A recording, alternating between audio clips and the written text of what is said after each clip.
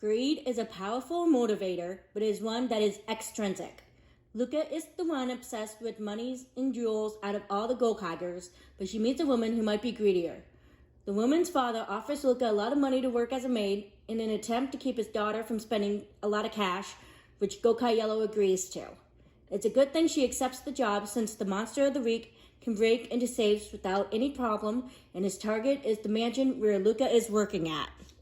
Luka discovers a gold tree in the family safe, which is the source of the family's wealth.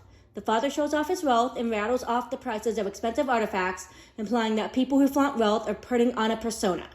Indeed, the young woman spends so much money in an attempt to run out of cash and get her father to stop caring about money so much so they can be a happy family again. When the monster of the week sets the estate ablaze, Luka rushes back in to rescue the most important thing to the daughter. The most important item turns out to be a stuffed animal that the father made by hand and gave to her when they were poor.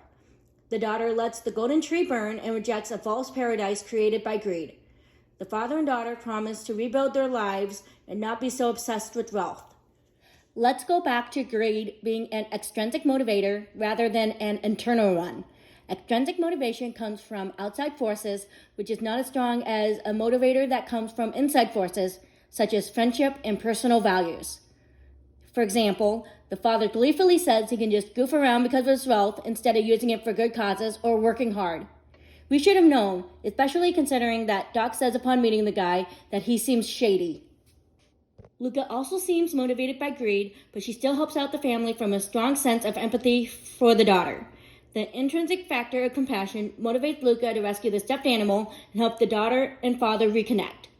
Gokaiger also uses the Go Yellow Ranger key to put out the fire, fitting as Go 5 focused on real-life first responders who do their job out of a sense of duty, not greed. The episode provides insight into Luka from her interactions with others. There's a quiet beat where Joe and Luka talk a little bit about her job, with Gokai Blue asking Gokai Yellow what her dream is. She tells him her dream won't come true if she tells. Luka actually does seem hurt that her teammates see her as only a greedy person, and it does say something that she is willing to take a service job, thus equating hard work with money. We don't know why Luka is obsessed with riches, but greed is not the dream that motivates her. It's clear that there is more to Gokai Yellow than meets the eye.